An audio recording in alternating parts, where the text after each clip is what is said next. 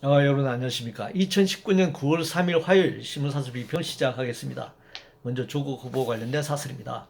조선일보는 이런 쇼 하지 말고 그냥 조국 임명하고 책임지라. 조선일보는 권력형 게이트 닮아가는 조국 가족 펀드. 중앙일보는 꼼수 간담회로 조국 초법적 임명 강행하겠다는가. 동아일보는 형식은 오만하고 내용은 맥락한 조국 셀프 청문회. 동아일보는 사실로 드러난 스펙 품앗이. 조국 이래도 몰랐다. 부인할 건가? 한국경신문은 형식도 내용도 부적절한 조국 후보자의 셀프 검증 회견. 매일경제신문은 조국 해명 불구 남은 의혹 검찰이 끝까지 밝혀야. 문화일보는 국민 우롱한 궤변쇼. 조국 지명철의 당위성 더 커졌다. 문화일보는 조국 수족 자처한 민주당의 국회 유린 공범 행태라고 비판하고 있습니다. 조국 후보에 대한 여야 합의 불발로 국회 인사청문회가 열리지 않자 국회에서 조국 후보가 기자회견 형식을 빌려 언론청문회를 했습니다. 당연히 모르는 일이거나 불법은 아니었다고 말했습니다. 인사청문회가 열렸더라도 같은 답변이었을 것입니다. 검찰이 수사를 진행하고 있으니 그 결과를 지켜볼 수 없는 상황에 처해 있습니다. 지금 한국 사회는 장관 임명 기준조차 없는 무질서한 사회가 되어버렸습니다. 대통령 인사권이란 이름으로 권력에 줄만 서면 누구나 장관이 될 수 있는 사회가 되었습니다. 조국이란 사람이 장관 후보 자격이 있는지 없는지는 오직 진영 논리밖에 없습니다. 지금이라도 당장 장관을 비롯한 고위공직자, 국회의원들, 선출직 공무원에 대한 임명기준법을 만들고 그 기준에 미치지 못하면 후보에서 저는 탈락시켜야 합니다. 일본의 경제보복 관련해서 동아일보는 잇따르는 혐한 망언, 도덕적 배상, 독일의 사과에서 배워라 이렇게 주장하고 있습니다. 일본 제국주의만 그런 게 아닙니다. 유럽과 미국 등 서방 제국주의 국가들은 그들이 지배했던 나라에 대해 사과나 반성 그리고 배상을 하지 않았습니다. 독일만이 예외죠. 2차 대전 패전국가로서 서로 분단됐고 그래서 사과할 자세를 가지게 됐는지 모르겠습니다. 통일을 위해서도 필요했을 것입니다. 패전국가인 일본이 분단되고 고통받았다면 달라졌을지 모릅니다. 그러나 피해 지역이었던 한반도가 분단됐죠. 전쟁을 겪었고 지금도 고통을 당하고 있습니다. 미국의 의도대로 진행됐습니다. 일본은 독일로부터 배우지 않을 것입니다. 지금도 100년 전 상황을 한반도에서 재현하려 하고 있기 때문입니다. 공공기관 관련해서 한국경신문은 우량 공공기관도 거덜내는 무리한 정책 이제 멈춰야 한다라는 제목의 사설에서 39개 중장기 재무관리 대상 공공기관의 당기순이익은 지난해 7천억 원 흑자에서 올해 1조 6천억 원 적자로 전환되고 이자 보상 비율은 0.8로 떨어졌다 이렇게 주장하고 있네요. 공공기관은 국가가 직접 운영하는 대신 별도 공공법인을 설립해서 위임해서 운영합니다. 당연히 국가 세금으로 운영을 해서 전제로 하는 것이죠. 따라서 적자나 흑자 개념으로 공공기관을 바라볼 수는 없습니다. 적자를 면하려면 공공요금을 더 인상하면 되지만 그것은 공공기관의 성격에 맞지 않습니다. 세금 관련해서 조선일보는 추석 전에 세금으로 오존 현금 살포 끝없는 매표 행위다 이렇게 제목을 뽑고요. 내용으로 국세청이 추석 전에 473만 명에게 근로 자녀 장학금 EITC 5조 3천억 원 지급을 발표했는데 작년보다 가구수로는 1.8배, 지원 금액은 2.9배로 늘어났다 이렇게 비판하고 있습니다. 추석 후에 지급하면 매표 행위가 아닌가요? 법과 제도에 따라 근로장려금을 지급하는 것이 왜 살포라고 표현되는지 모르겠습니다. 약을 뿌리듯 하는 부정적 용어를 지금 사용하고 있습니다. 작년 대비 얼마가 아니라 총 예산, 총 GDP 대비 나가 다른 나라와 비교해서 얼마라고 이렇게 발표해야 할 것입니다.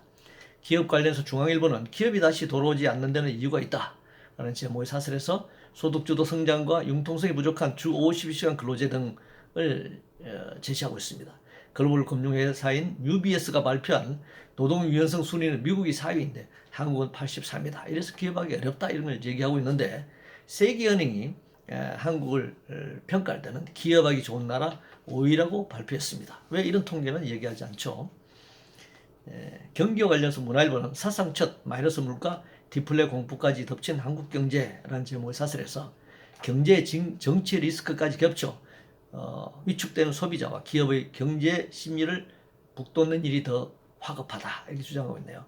공황에서 벗어나지 못하고 있는 세계 자본주의 상황의 반영이라고 일단 봐야 합니다. 그런데 왜 소비자와 기업의 경제 심리만 북돋아야죠? 왜 노동자는 항상 빼고 대책을 마련하는 것이지 묻지 않을 수 없습니다. 그러니까 기업을 회생시키기 위해서 기업의 경제 심리를 북돋우기 위해서 노동자들을 탄압하고 임금을 삭감하고 억압하고 구조조정을 해야 된다. 할 수도 있다. 그런 얘기를 참 할 수 없어서 뺀 거 아닌가요?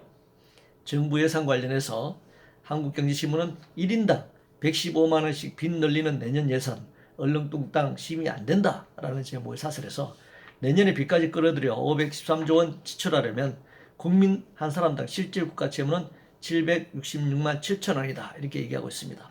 빚을 줄이려면 부자들에게 세금을 더 걷어야 합니다. 총 GDP 대비 국가 부채 비율, 조세 부담률도 다른 나라와 비교하면서 부채를 줄이는 방안을 제시하는 것이 옳다. 그렇게 생각합니다.